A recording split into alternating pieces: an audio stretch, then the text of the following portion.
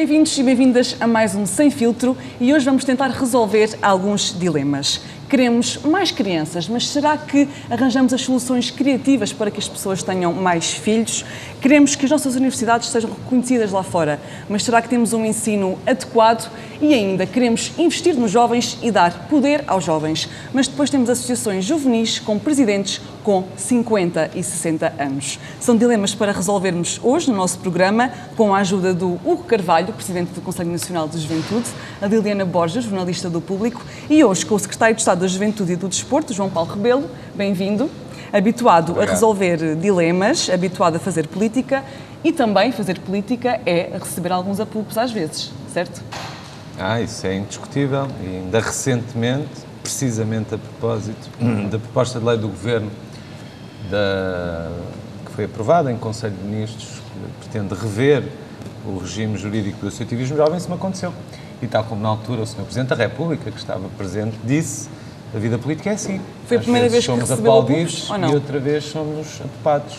Foi a primeira vez? Outras vezes foi a primeira vez, mas encaro isso com a naturalidade de quem está na vida pública.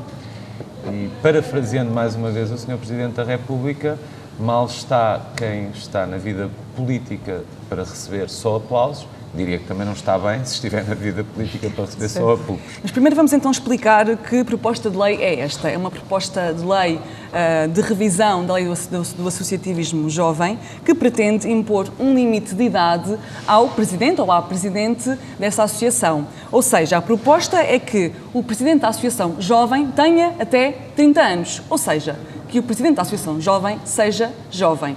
É preciso pôr este limite porque, como disse, há muitos presidentes e presidentes que têm 50, 60 anos. Isto acontece porque há muitas pessoas que estão agarradas de alguma maneira ao poder e também aos subsídios que vêm do Orçamento do Estado para a juventude. É por isso? Bom, eu diria, antes de mais, que fazer aqui um rápido enquadramento. Desde logo, a juventude é indiscutivelmente uma parte muito essencial, eu diria, do nosso futuro coletivo. Evidentemente que a sua subrepresentação na esfera pública, do meu ponto de vista, pode traduzir um desperdício da energia transformadora, da energia inovadora que normalmente os jovens, como sabemos, têm. E depois deixe-me dizer-lhe, enfim, que a proposta que foi apresentada de revisão dessa lei é muito mais ampla do que o facto que referiu, sendo que esse é um facto muito relevante, não estou a dizer que não seja. E foi um dos pontos que também causou alguma contestação por parte daquelas pessoas mais velhas, não é? Eu diria o que motiva alguma insatisfação, eu diria, enfim, particular de um grupo que não consigo também determinar. Eu digo pessoas mais velhas porque os jornalistas que estavam nesse encontro disseram que esses apupos vieram precisamente de pessoas mais velhas. Portanto, sabe-se que não são os jovens que contestam esta proposta, esta em concreto da idade. São aqueles que lá estão há 20, 30 anos, se calhar a fazer trabalho que não é para jovens, embora estejam a fazer trabalho a partir de uma associação juvenil.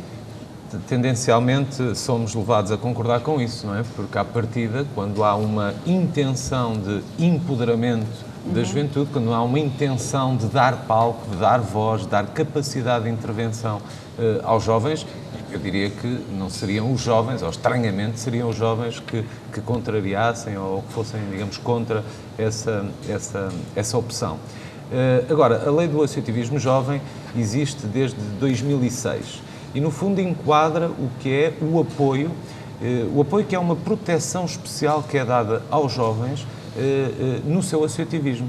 A Constituição da República Portuguesa tem um artigo, e o Hugo Carvalho sabe bem, dedicado à juventude, o artigo 70, em que fala precisamente da proteção especial que os jovens devem ter porquanto estão neste período de transição, entre a infância, digamos, que ainda não são responsabilizados ou responsáveis pelas suas ações, e a idade adulta. E, portanto, neste período de transição é entende a nossa Constituição, deve haver uma proteção especial aos seus direitos. Hugo, e, portanto...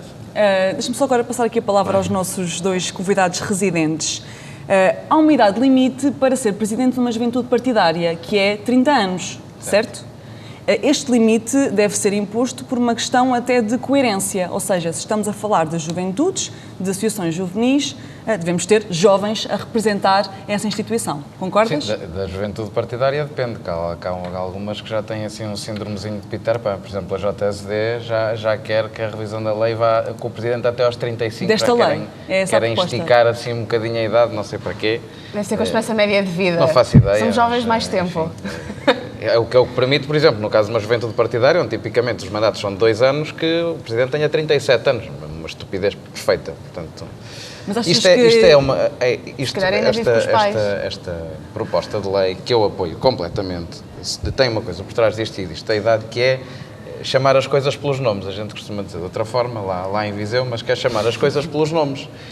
E os nomes são associações de jovens, que são de jovens lideradas por jovens, associações de estudantes, que são de estudantes lideradas por estudantes, e associações que, não sendo com jovens, fazem trabalho meritório para jovens, e que estão também enquadradas neste apoio. São associações de caráter juvenil, são umas coisas diferentes, não é? Portanto, não acaba nesta coisa do vai acabar o associativismo e vai acabar isto tudo, é uma mentira. Parece é que esta malta está dificultada ou então que não quer fazer prova de que de facto faz trabalho com jovens todos os anos. Bom. Parece que há um conjunto de pessoas, no fundo, em Portugal que ainda não percebeu que isto também não é luta nenhuma, e acho que o Sr. Secretário de Estado também não o faz. Não é luta nenhuma contra quem é mais velho, mas, de facto, em Portugal, como na Europa e no mundo, só se é velho demais para uma coisa. Não se é velho demais para nada, exceto para uma coisa, mas que é para ser jovem. Só se é velho demais para ser jovem, e as pessoas têm que compreender isso. Achas que esta contestação terá a ver com o facto de as pessoas que estão à frente destas associações também receberem subsídios por parte do Estado, estarem agarrados ao poder e, de certa forma, perpetuarem-se no poder e não querem perder isso? Se isso acontecer, é péssimo e tem que se resolver, tem que se corrigir. Tem que se corrigir porque não é saudável para ninguém, nem democraticamente, ter pessoas a presidir décadas uma instituição. Isso é logo mau. E o que não é saudável também é ter um bolo orçamental que está disponível para que os jovens nutram o gosto pela democracia, para experimentarem ter uma associação, candidatarem-se, ter um projeto, etc. E que esse dinheiro seja levado por pessoas que andam a experimentar isto há 30 anos e parece que estão a gostar muito. Liliana, estás a sorrir porque isto parece demasiado óbvio para sequer ser discutido? Para ser discutido. E depois há este medo, parece que faz-me lembrar aquele cartaz do por favor não matem os velhinhos. Não se está aqui a expulsar ninguém. Está a garantir que às associações. Exatamente. O que se está aqui a tentar garantir é que há espaço para que os interesses de quem as associações se propõem representar sejam representados. E isso só se consegue quando, de facto, são pessoas que estão mais próximas dos problemas, dos desafios. E as necessidades, exatamente, as vontades, etc. Reparem, nós não estamos aqui a dizer, obviamente, que experiência é conhecimento, nem sempre, mas vamos acreditar que na maioria das vezes é. Mas é para isso mesmo que depois existe a possibilidade de serem consultadas para opiniões, ou seja, não se está aqui a expulsar ninguém. Agora, é esta a questão para que seja atribuída a responsabilidade aos jovens e para que, de facto, o país consiga aproveitar essa força que tem, essa força em todas as suas valências, é preciso dar oportunidade aos jovens para que se discutam problemas, porque assim, o meu pai tem 50 e tal anos, desculpa pai, tem 50 e tal anos, não saberá quais é que são os meus desafios, por muito que eu falo com ele sobre isso e por muito que ele tenha uma relação próxima comigo, as pessoas não sabem o que é estar a viver agora em 2018 tendo 27, 26, 30, portanto, e isso é preciso definir. Encontrou casos assim flagrantes, ou seja, de pessoas com uma idade completamente descabida para uma associação juvenil a fazer coisas que não têm nada a ver com os interesses juvenis? Já percebi, nesta minha primeira intervenção, que convém ser muito sintético, então eu vou ser. Ponto primeiro, acho que o associativismo juvenil é algo que devemos tratar bem, devemos acarinhar, precisamente porque, tal como o Hugo há pouco dizia, os jovens têm aí a sua primeira oportunidade de participação na nossa vida coletiva. Isso é muito bom, são escolas de cidadania, são escolas de democracia, são escolas de participação, é preciso incentivar o associativismo jovem. Mas como é que esta lei o faz? Falo desde logo a garantir que cada grupo de jovens que se queira juntar para criar uma associação veja barreiras derrubadas. O que é que hoje tem que acontecer? Os jovens, para formalizarem, para constituírem a sua associação, têm que despender à volta de 400 euros porque se forem ao Instituto Português de Desporto da Juventude dizer nós queremos começar aqui a fazer umas coisas no âmbito do ambiente, ou da música, ou do desporto, ou da política, do que quiserem, no sentido de participação cívica, imediatamente lhes dizem, no Instituto Português de Desporto e da Juventude, sim, mas nós não vos podemos apoiar se vocês não estiverem formalizados. E, portanto, têm que ir a um registro, fazer, digamos, a escritura da sua associação e deparam-se logo com esta dificuldade. O que é que esta alteração à lei vai trazer? Vai trazer que passa a ser absolutamente isento de qualquer custo dos emolumentos, portanto, é gratuito constituir uma associação juvenil. Deixa de ser preciso apoio para se ter apoio, não é? Exatamente, porque sabemos bem que na juventude é precisamente uma fase da nossa vida que se caracteriza por o dinheiro não ser, enfim, um fator muito abundante, não é? Portanto, imagine-se que e numa localidade, vamos pensar no interior do país, onde há menos jovens, 10 jovens se entusiasmam, 15 jovens se entusiasmam, 20 jovens se entusiasmam com a ideia de fazerem qualquer coisa um pouco mais orgânico do que são as suas atividades normais. Vamos fazer uma associação juvenil, vamos procurar que apoios é que o Estado nos dá e a tal proteção especial que temos. E deparam-se logo com esta barreira. Esta alteração à lei vai, de facto, eliminá-la. Esta alteração à lei vai permitir também que às associações juvenis seja, no fundo, permitido um benefício que a muitas entidades já o é neste momento e que às associações juvenis não eram, que é a capacidade que nós, enquanto cidadãos individualmente, possamos dar 0,5% do nosso IRS, portanto, para uma instituição, para uma associação. Acontece com IPSS e, neste momento, o associativismo juvenil, com a aprovação desta proposta de lei do Governo, vai passar a tê-lo. Como também clarifica o regime, digamos, de mecenato para o associativismo juvenil. Isto é muito importante. Mas o que é que também é muito importante? Reconhecer que há um trabalho no terreno absolutamente notável, feito por centenas de associações juvenis, em que algumas delas são presididas por jovens, isso é muito bom, e outras delas não são presididas por jovens, e isto não é necessariamente mau. O que eu entendi com esta proposta, é que convém clarificá-lo. Quais é que são as juvenis? As juvenis são onde há 75%, que é o que a lei hoje determina, 75% da sua direção tem que ser constituída por pessoas com menos de 30 anos, os seus associados também. O que esta lei introduz é a necessidade do próprio presidente ser jovem também. Qualquer um de nós concordará que é muito diferente de estar numa direção ou presidir a uma direção. Realmente que o presidente da direção tem responsabilidades acrescidas. Uma decisão final. É quem interage muito mais, digamos, lá está, na esfera pública. Agora, isso não quer dizer, e eu peço-vos desculpa, também não estou a dizer que fosse essa a vossa intenção, mas não alinho numa conversa de que há associações juvenis que sejam presididas por não jovens, que não haja trabalho meritório para jovens e com jovens também.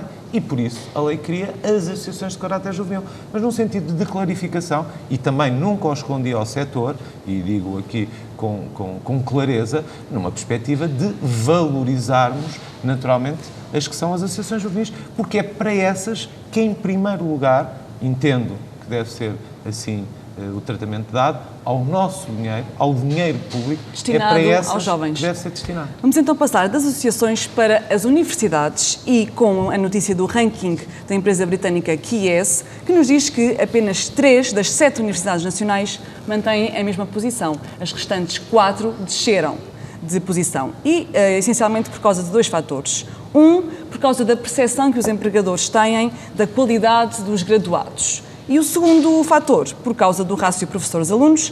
Em Portugal há 14 alunos por professor, a média da Europa Ocidental é de 12 alunos por professor.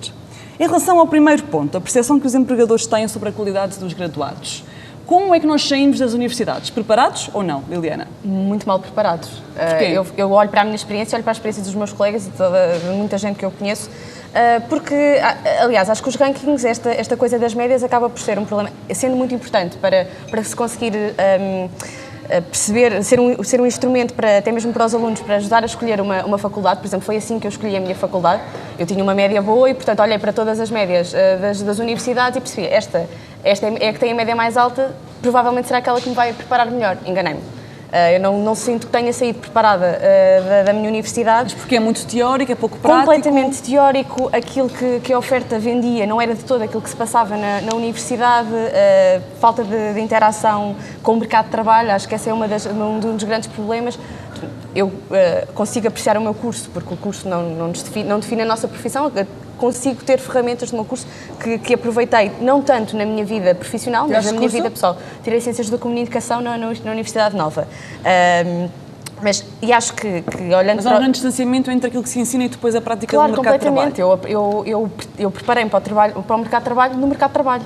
Foi com os estágios, foi com a experiência que fui ganhando, não foi com os Habermas que estudei na universidade. E atenção, o curso já se propunha como saída profissional jornalismo. A preparação que eu tive para jornalismo foi muito, muito, muito escassa. Sr. Secretário de Estado, o que é que as universidades estão a fazer mal? Eu diria que as universidades estão a fazer bem e queria, enfim, não contrastar, admito que mas pode contrastar à vontade. Que possa estar de acordo com alguma coisa do que disse a Liliana, mas genericamente o que é que eu acho? Acho que é absolutamente fundamental estudar, obtermos mais graus de formação e o nosso país está a fazer esse caminho. Acho que posso-vos dizer que não sou, admito que isto seja ou possa soar politicamente correto, mas é de facto a minha posição, a mais sincera. Nunca fui um grande fã, digamos, de rankings. Acho que escondem muitas das vezes realidades.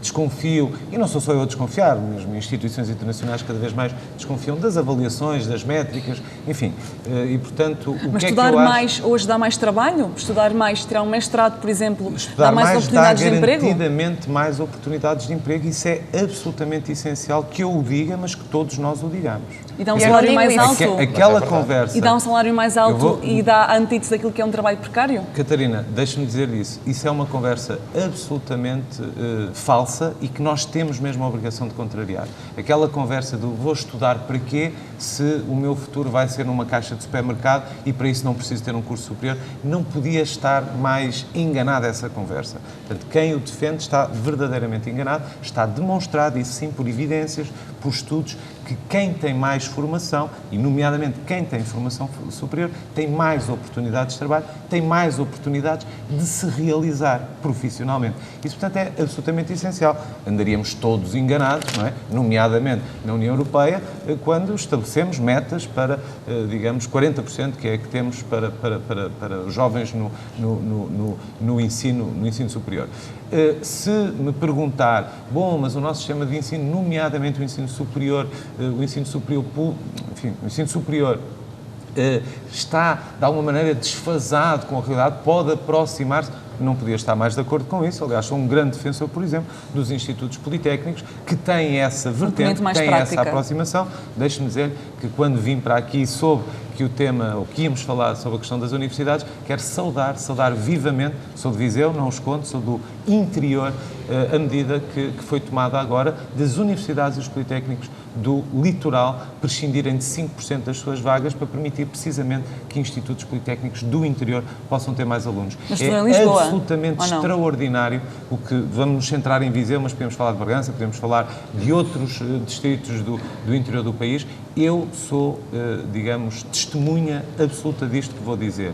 Há um conjunto muito vasto de vizienses, e quando digo vizienses não só de Viseu, mas da região de Viseu, de pessoas que tiveram o seu curso superior através do Instituto Politécnico, gente que não teria capacidades, não teria possibilidades de ir estudar para fora, de ir estudar como eu fui, estudar para o Porto, ou de ir estudar para Lisboa, como alguns amigos foram, ou para Coimbra mesmo, e encontraram aquela solução em Viseu que lhes permitiu progredir na carreira, que lhes permitiu, aliás, serem hoje quadros médios superiores de empresas, de indústrias que há, felizmente, naquela região e que sem esse acesso ao ensino superior, garantidamente não seriam o que hoje são. E, portanto, construir uma classe média, e até acho que é algo que nos deve motivar a todos, no quanto isto significa, enfim, melhor qualidade de vida, é absolutamente fundamental estudarmos, é absolutamente fundamental termos políticas e de aproximação, também estou perfeitamente de acordo, enfim, ao mercado de trabalho, acho que esse esforço deve ser feito, hoje em dia cada vez mais, com as tecnologias a avançarem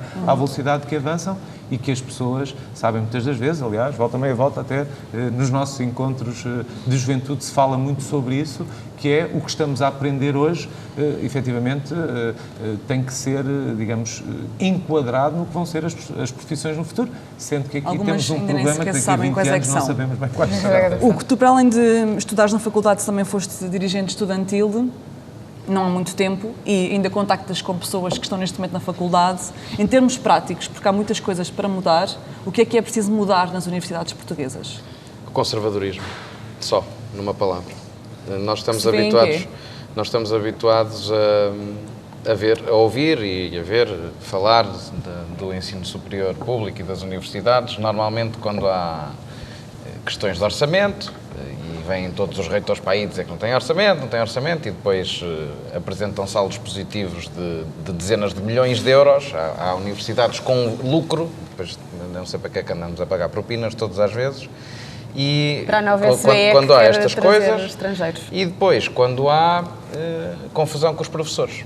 Entretanto, os rankings vêm pelo meio. Até agora, neste ranking, é preciso dizer, há um ranking que, na generalidade, põe todas as universidades mais distantes do lugar em que estavam. Há outro em que até são bastante bem consideradas, que saíram só para aí um com uma exemplo. semana de... Enfim. Os rankings são como aos pareceres, há um bocadinho às vezes para, Exato. para Há todos os gostos. Mas é melhor pegarmos naqueles que dizem coisas menos positivas que é para melhorarmos, É sempre não é? bom melhorarmos Porque e sermos estamos bem, desafiados. estamos bem. Agora, se estamos E mal, temos que melhorar. este é o ponto da distância ao mercado de trabalho, é um ponto que mostra muito o conservadorismo da universidade. O mercado de trabalho está a mudar muito, está tudo a mudar muito, está tudo a avançar a uma velocidade estonteante do ponto de vista tecnológico e tudo. A universidade não faz esse acompanhamento porque é uma estrutura ultraconservadora, é das estruturas mais conservadoras que nós temos em Portugal.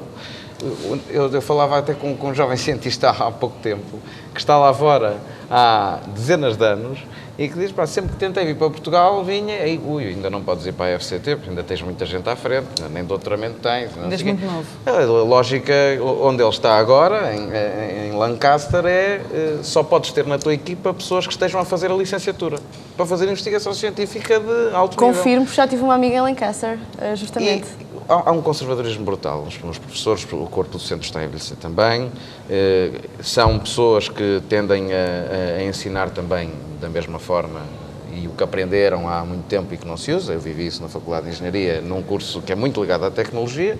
Eu acho que é preciso fazer aí um exercício de quebrar com as regrinhas do professor catedrático que não pode... Nós temos conselhos científicos... Que não mete os pés na faculdade. Só para terminar. Nós temos conselhos científicos que, no fundo, são as entidades dentro da escola que definem o que é que se ensina, o que é que se pode aprender e não, em que se um professor fala antes de um que é catedrático, leva nas orelhas. E que se questiona um professor que tem grau académico mais elevado que nem sequer é considerado, nem sequer é tido nem achado.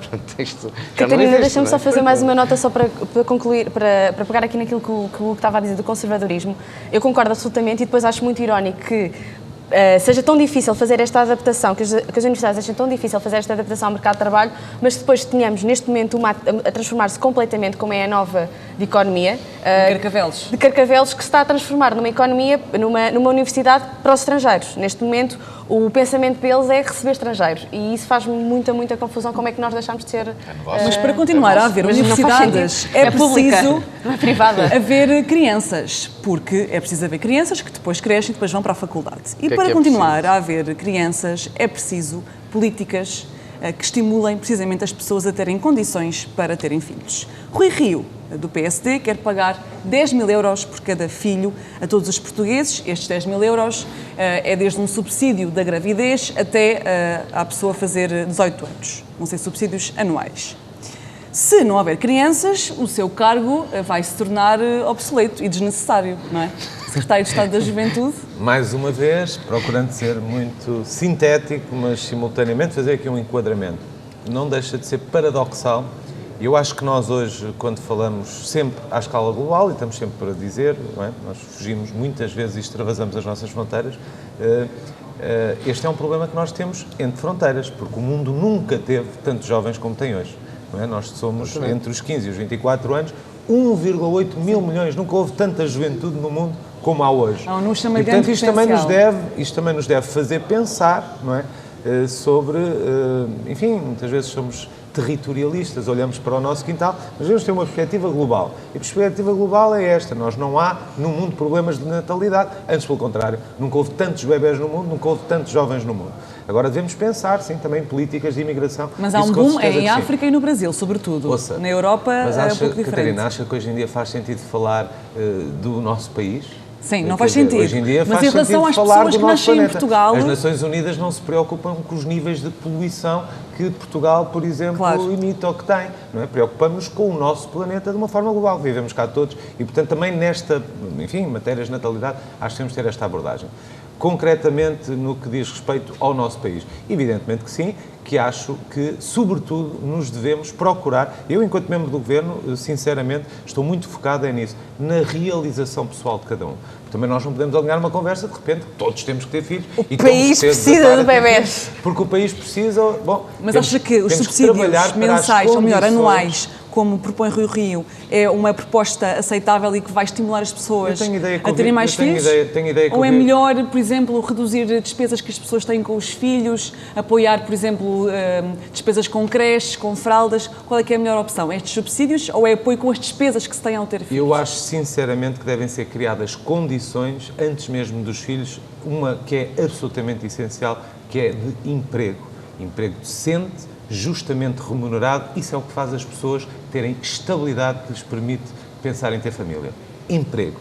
Evidentemente que a habitação também é absolutamente essencial. E depois disso, as condições de acesso à educação, e nomeadamente as creches. Eu posso lhe dizer que tenho um filho com 4 anos e que efetivamente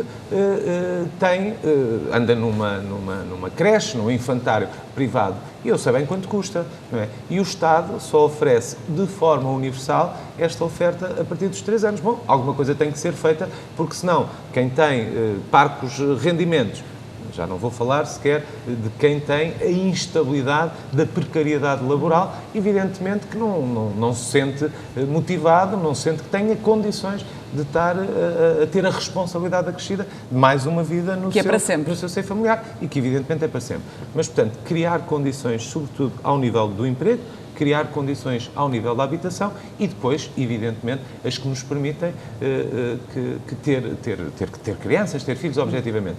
Eu acho que foi um comentário que vi, que li, ou ouvi ao Primeiro-Ministro, e não é aqui uma questão de seguidismo ao líder e ao chefe, mas acho que o Primeiro-Ministro comentou as propostas do Dr. Rui Rio e do PSC como, enfim, uma base para se começar uma conversa que acho que devemos estar todos naturalmente envolvidos nessa. Liliana e Hugo, quais é que são os fatores que influenciam a decisão de ter ou não ter filhos? Se é que já pensaram nisso, ou os vossos amigos já pensaram nisso? E o que é que os trava nessa decisão?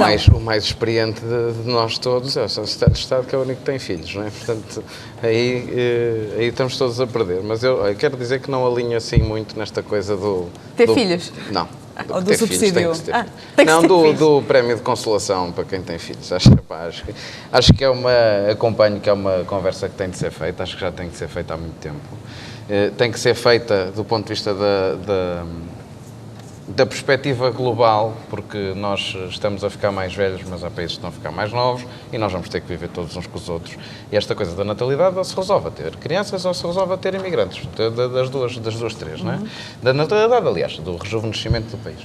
E eu não acompanho muito esta coisa do, toma lá 10 mil euros ou toma lá X mil euros. Eu acho que é mesmo isto das condições, quer dizer, as condições que a pessoa tem que ter para ter filhos. Sim, é tempo para cuidar dos filhos, é dinheiro para ter filhos, é emprego, é uma vida estável. Isso é um conjunto, não tem um cheque, não tem um valor, não tem um número em euros, não é quantificável. É confiança dentro no futuro, estabilidade. Dentro da realização pessoal de cada um. Que te permite depois pensar em outras coisas, nomeadamente ter uma família. Mas é uma conversa, se calhar está aí a fazer falta também mais um grupo, como é o grupo pelo interior, que pensou muito sobre o tema, com pessoas de vários partidos e tal, para pensar num pacote alargado de medidas que venham resolver o problema, que não é atirar com dinheiro às pessoas para terem filhos. Eu confesso que quando recebi a notificação a dizer que estes 10 mil... Eu pensei, olha, estes 10 mil euros davam bastante jeito agora, mas se calhar vou ter que ficar com a criança, não é? Portanto... Mas, por exemplo, só as creches representam 25% do orçamento familiar. Só a mensalidade da creche. É ridículo. Do orçamento familiar, já no orçamento familiar, de certeza que não será o meu, por exemplo. Olhando para isso, lá está, estes 10 mil euros não é assim que se resolve. Não é parece que estamos a comprar as pessoas, olha, estes 10 mil euros têm um bebê. Quer dizer, não é essa a lógica que deve ser. Ninguém deve ter um bebê.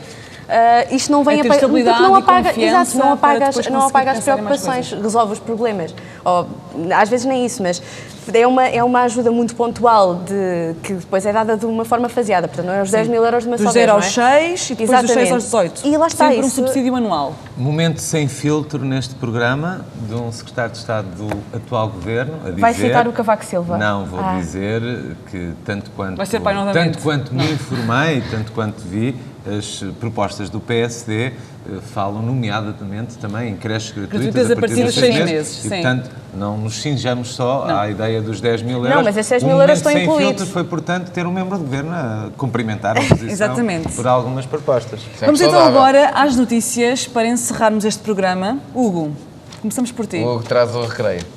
O recreio é aqui os nossos amigos de Itália que se estrearam com esta frase, dizer acabou o recreio, façam as malas e partam. No fundo, temos lá uma nova formulação de governo que eu queria comentar por várias razões. Por episódios espetaculares, como é o episódio do governo não ter sido aceito pelo Presidente porque tinha um eurocético que dizia que ter entrado no euro era a maior estupidez que a Itália tinha feito e ia ser Ministro das Finanças, e então o Presidente deixa para nem pensar, não vão meter um senhor desse a Ministro das Finanças, porque era eurocético, e esse senhor agora está nos assuntos europeus. Portanto, também aqui uma contradição que é fantástica. Como começamos este programa. Ele chama-se Paolo Savona, portanto é um eurocético que está nos assuntos europeus, de certeza vai ser um tipo interessante de lidar. E depois, tem todas estas coisas, já começou, façam as malas e partam, não queremos imigração, ou a União Europeia nos ajuda ou vamos expulsar todos os refugiados, vamos parar de procurar ajudar as pessoas que estão a vir em barcos de borracha porque lhes destruíram a casa, porque as expulsaram do país, porque estão a fugir de uma guerra que também nos podia acontecer a nós. Estão a sobreviver. E portanto, estão a tentar sobreviver e nós só devíamos era ajudar. E já começou a festa, e começou a festa com os palhaços todos e estão lá estes senhores a ser caras de um governo, e era importante dizer isto porque há umas frases, até há uma notícia do Público que está escrita com uma frase em que alguém diz, que por ocasião disto, ser tudo e o seu contrário é um ponto de força e não um ponto de fraqueza, porque é um governo que é tudo e o seu contrário. E depois, desculpa-se com isso porque constituiu abaixo de si uma grande equipa de técnicos. Estivemos quase a ter um governo puramente técnico e burocrata em Itália, e é nestas alturas que se vê que os políticos fazem muita falta. Uma ameaça aos tempos modernos. Liliana. Olha, quem não faz falta nenhuma é o Mário Machado. Mário Machado, eu trago aqui uma crónica do Rui Tavares que reflete a notícia de que Mário Machado se vai candidatar à liderança da claque sportinguista Juveléu. Mário Machado, para quem não sabe, esteve envolvido diretamente no homicídio de Alcindo Monteiro, no Bairro Alto, que aconteceu há 23 anos, creio, há 2 décadas, por razões racistas e preconceituosas, matou-o porque ele não era branco. E, portanto, já cumpriu pena. No entanto, toda a postura e todo o percurso que ele fez já depois da prisão não mostra que tenha mudado grande coisa. Esta notícia assusta-me porque reflete não só o caráter violento com presença de extrema-direita que algumas claques sportinguistas, portistas, benfiquistas, todas elas... Mas é o dar palco a pessoas que já foram condenadas por razões extremistas. É o dar palco e é deixar que isto... Vivemos num país livre, mas quer dizer, é preciso ter cuidado com isto. É preciso ter muito cuidado e olhar para isto com muita atenção. E eu tenho algum receio do palco, do que vai acontecer, e não sei se o Sr. Secretário de Estado tem alguma novidade para nos dar acerca daquele organismo que iria fiscalizar estas situações, porque isto é um tema que me preocupa muito. Bom, primeiro responder à pergunta da nossa convidada residente e depois a sua notícia. Não, eu por acaso vou fazer isso, mas vou começar pela minha notícia, porque não tendo combinado, eu vi agora aqui o jornal à Liliana, porque eu ia destacar a notícia da nossa seleção, da nossa seleção nacional ter jogado ontem, ter feito este amigável 3-0 e ter ganho, e portanto, como diz o público, uma vitória para moralizar antes da partida para a Rússia. Estamos todos seguramente muito entusiasmados com a participação da nossa seleção nacional no Mundial na Rússia. E também confesso-vos que era a notícia que tinha escolhido. Normalmente onde nos últimos tempos tenho sido chamado a conversar, falo de juventude e falo sempre um bocadinho de desporto. E, portanto, seria estranho que aqui também não o fizesse. Mas eu ia precisamente, era a minha intenção, falar sobre a nossa seleção nacional, mas remeter depois exatamente para esta brilhante crónica que o Rui Tavares hoje aqui escreve. De resto, acrescento como habitualmente escreve, de forma de facto brilhante, pondo-nos a pensar sobre algo que é fundamental. E, portanto, quero dizer, em resposta então agora ao que me foi perguntado, que efetivamente está anunciada a criação de uma autoridade nacional para a violência no desporto. Esta autoridade vai ser criada, mais do que isso nós temos fechada... Temos datas ou temos outras considerações já sobre essa... Temos fechada a revisão da Lei 39 de 2009, que é precisamente também a lei chamada Lei da Violência no Desporto. Queremos absolutamente trabalhar para a erradicação de um fenómeno que não tem nada, absolutamente, rigorosamente nada, a ver com o desporto. O adepto da violência é um não adepto do desporto, porque um adepto do desporto não pode ser adepto da violência. Há uma contradição, digamos... Mas foi difícil gerir aqueles acontecimentos, ou não? Ainda está a ser, não é? Não, eu diria que é enfim, para o país... Mas também há aqui uma coisa que eu já agora aproveito, se tiver...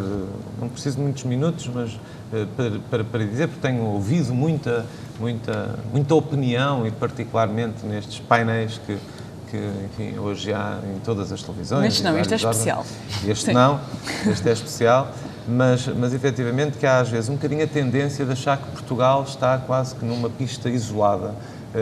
Eu, ainda há 15 dias, estive no Conselho da União Europeia e com os meus colegas, secretários de Estado, ministros do Desporto, não houve ninguém que se levantasse, nesta última reunião, como nas anteriores onde estou, a pedir a palavra a dizer sigam a receita do meu país, onde não há problemas de violência no desporto. Portanto, nós estamos numa circunstância em que, infelizmente, muitos outros países estão também.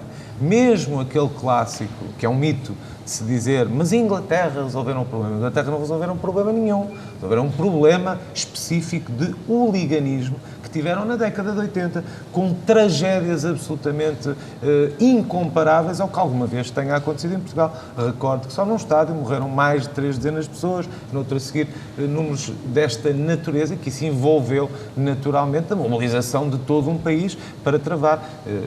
Longe de acontecer isso alguma vez em Portugal, mas naturalmente que em Portugal sucederia exatamente a mesma coisa. Agora, a Inglaterra tem problemas de violência no desporto. Aliás, ainda há algumas semanas, um autocarro que levava os jogadores do Manchester foi digamos, vandalizado, foi agredido e, portanto, isso acontece também, infelizmente. Isso não nos deve, e atenção, a minha conversa aqui não é minimamente responsabilizadora ou, digamos,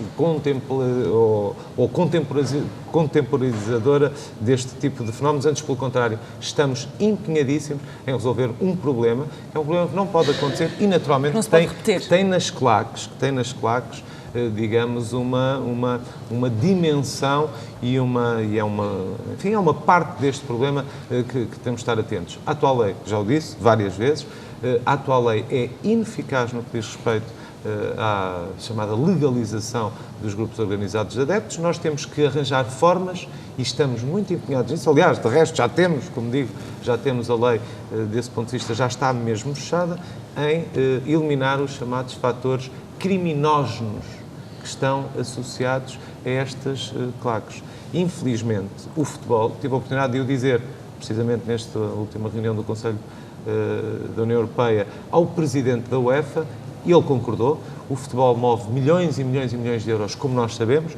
Infelizmente, nem todos esses milhões são controlados. E como nós sabemos, onde há dinheiro que não é controlado, há, digamos aí, uma forte motivação para os criminosos chegarem. Portanto, é uma atração para criminosos. E o que nós temos que procurar fazer é eliminar esses fatores para, naturalmente, eliminar pessoas que não queremos associadas nocivas ao desporto, que são absolutamente nocivas. Obrigado. Esperemos então pelas novidades e que não haja mais acontecimentos destes. Muito obrigada por ter vindo, obrigada aos três. Nós vamos de férias, vamos agora fazer aqui uma pausa durante o verão, mas voltamos em breve com mais programas, sempre sem filtros. Obrigada por estarem connosco.